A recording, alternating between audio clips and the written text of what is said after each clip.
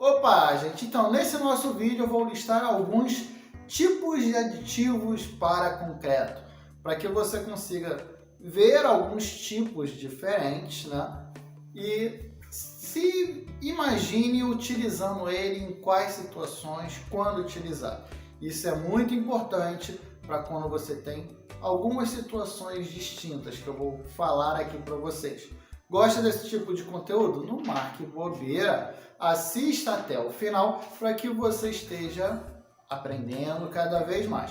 Se em algum momento deste vídeo você sentiu aquela vontade de assistir outros vídeos do canal, aí sim, se inscreva aqui que você vai aprender muito. Meu nome é Vinícius Ornelas, sou engenheiro civil e espero vocês no nosso conteúdo. Vou até observar aqui, vamos lá. Segundo a NBR 11768, ela define como aditivo para concreto todo e qualquer tipo de material ou substância que consegue dar uma nova propriedade para um traço de concreto, no sentido de melhoria. Porque se ele for uma contaminação, já não é um aditivo, é uma contaminação. Então, tem que ter essa diferenciação.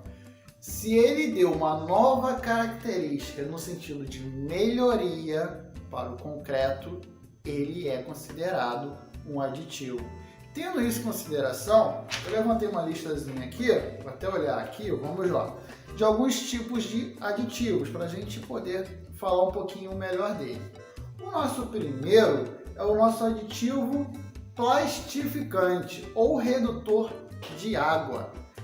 Como é a funcionalidade dele e em que situações eu utilizo? Vamos lá.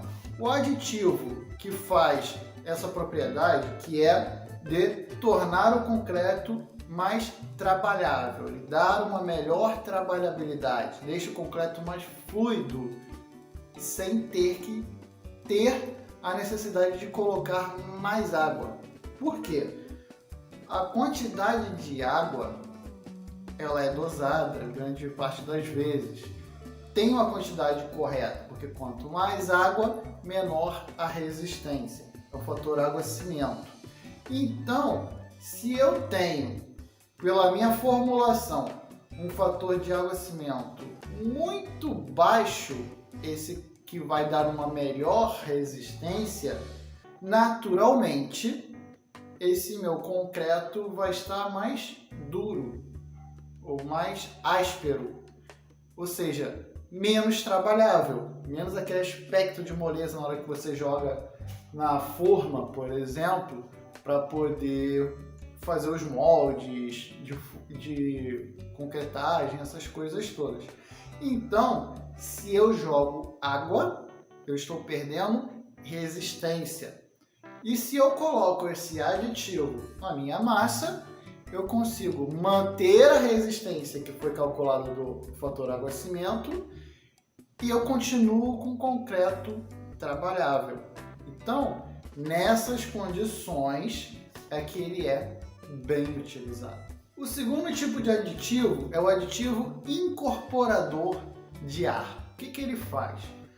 Ele cria como se fosse um concreto mais poroso, vamos dizer assim, ele cria bolhas de ar dentro do nosso concreto, para que ele fique mais leve também. Sim, causa um pouquinho uma diferença mínima, que não dá nem para ser considerado em cálculo, né? No peso específico ali. Mas ele é utilizado por causa da tensão superficial que ele causa no traço. O que ele vai fazer com que a tensão superficial das faces externas estejam melhor nas condições de resistência a águas externas, ambientes úmidos, entendeu? Então, aqui, vou ver aqui, é utilizado para terrenos ou regiões que você tem influência de fortes chuvas, geadas, gelo ou de gelo, né? No Brasil, essa questão aqui de geada, gelo e de gelo não é muito utilizada, mas lá no sul, bem raramente, em pouquíssimas épocas do ano. É bom você utilizar por causa disso, mas só no sul mesmo. Agora, por fortes chuvas, né, que se aquele concreto, que não é que vai ficar alagado o tempo todo como no subsolo, ele vai ficar tendo uma variação de água que ele entra em contato, como no caso de forte chuva, um alagamento, uma região que alaga, por exemplo, é bom utilizar o incorporador de ar para melhorar a questão da tensão superficial das faces externas desse concreto, entendeu? Nesse momento eu vou pedir aquele like, né, para estar ajudando o nosso canal a crescer, mas por tabela, o mais importante é aquele recado que você me dá, que Vinícius, gostei desse conteúdo e quero que você grave mais assuntos sobre isso aqui. Então eu elaboro na hora que eu estiver fazendo aqui os roteiros para gravar os vídeos para vocês e entendo que você quer mais isso. Com isso você vai fazer o quê? Vai se ajudar, dando a sua voz aqui para o canal. E as coisas vão acontecendo da melhor maneira possível.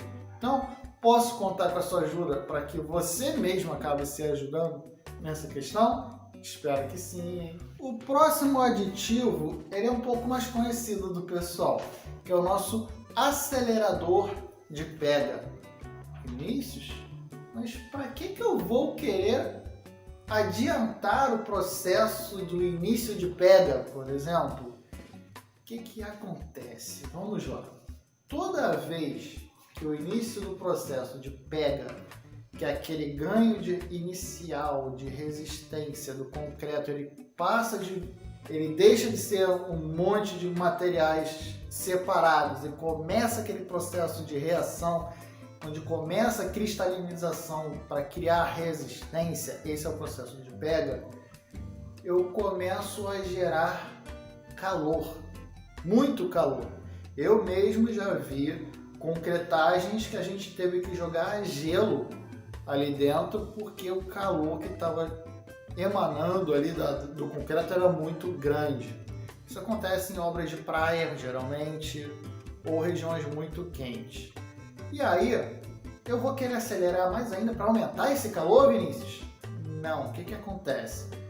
Quando você não está utilizando o nosso CP5, que é o ARI, de alta resistência inicial, eu posso fazer, até para um processo mais barato, utilizar um aditivo acelerador de pega, que vai dar o mesmo efeito.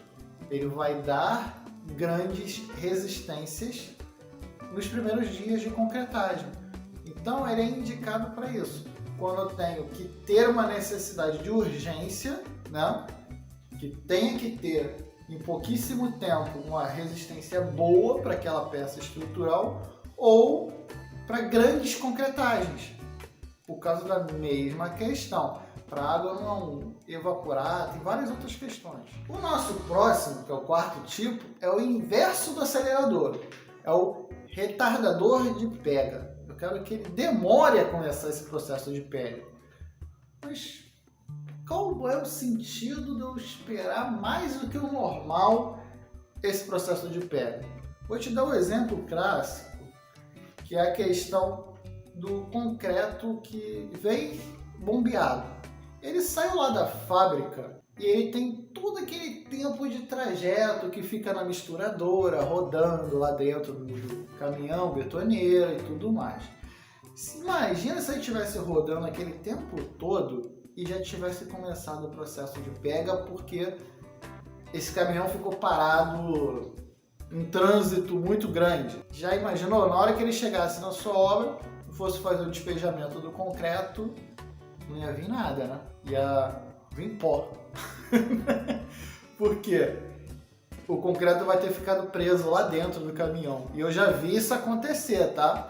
Eu já vi fábricas perderem caminhões por causa disso. Já vi mesmo, tá?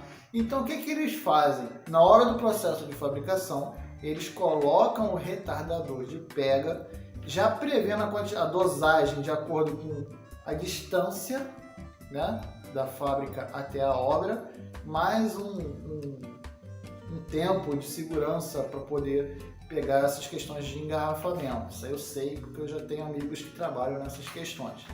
Então, eles utilizam isso para que quando chegue na obra já não tenha iniciado. Não tem como dizer que ele não iniciou, porque ele iniciou a partir do momento que ele saiu da usina, né? Mas está naqueles estágios iniciais ainda, então ele ainda está meio fluido para poder entrar na forma e poder fazer a sua utilização. Outra questão que ele também é muito utilizado é na questão de peças pré-moldadas. Se você parar para perceber, normalmente utilizam brita zero, né? Com acelerador, com retardador de pega. Que aí você faz isso para ter uma cura melhor, uma cura mais uniforme, que vai perder menos calor para o ambiente, que é o processo de cura. Você consegue ter um controle melhor de qualidade na questão daquelas porosidades da peça, de vários defeitos que possam vir a aparecer no concreto, entendeu? E o nosso quinto aditivo é o nosso hidrofugante. Tem o impermeabilizante e tem o hidrofugante. São dois tipos diferentes que eu já vou falar num vídeo. Eu posso falar num vídeo próximo, como eu também posso aqui vir em vídeos seguintes, fazer um vídeo para cada tipo de aditivo desse, dando exemplo, mostrando, aprofundando. Basta você escrever aqui no comentário algo do tipo: Vinícius, faz um vídeo para cada tipo de aditivo que eu vou saber que você quer. Coloque aqui no comentário que vai ser legal. Mas fique só com a informação que existe o hidrofugante e o impermeabilizante. Eu posso, como eu disse, depois fazer um vídeo fazendo essa diferença, tá? Mas o hidrofugante, ele tem a propriedade que eu mais gosto. Depois que eu descobri ele, eu nunca mais gastei com várias coisas no nível de fundação, que é a água de capilaridade, né, que vem do solo para cima. Então, o que ele faz de propriedade? Quando ele é misturado no nosso traço do concreto, ele cria como se fosse um repelente para a água. Ele não impermeabiliza, ele vira um repelente natural da água. Como assim, Vinícius? Depois dele concretado e feito, você pode fazer testes. Joga água nele, ela não gruda, ela não fica, ela vai embora, entendeu? Pode no máximo criar poças na parte superior porque não teve por onde escoar, mas penetrar nele, nunca. Isso é muito bom para fundação, por isso que eu utilizo nas minhas vigas baldrame, nas minhas sapatas, nos meus blocos de coroamento. Por quê? Ali é ambiente úmido o tempo todo. Eu poderia utilizar o impermeabilizante junto do hidrofugante? Eu não acho interessante, porque um vai meio que cancelar o outro, tá? Mas eu utilizo sim o hidrofugante. Todas as fundações que eu faço hoje em dia na obra, eu já peço na listagem de material o aditivo hidrofugante. Ah, mas é aquele concreto feito por bombeamento. Na hora que está jogando lá a bomba, eu venho com a dosagem correta e vou jogando em pontos específicos a quantidade do hidrofugante, enquanto ele ainda está lá fluido.